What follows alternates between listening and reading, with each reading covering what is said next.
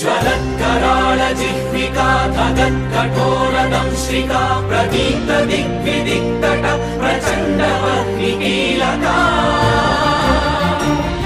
नटत्सहस्रशतसहस्रकोटिकोटिकेसर प्रभासमान भद्रनारसिंह ते नमो नमः।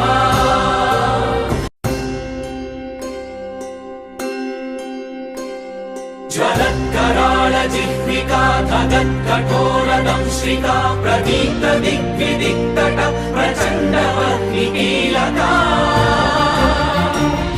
नटत्सहस्रशतसहस्रकोटिकोटिकेसर प्रभासमान भद्रनारसिंह ते नमो नमः।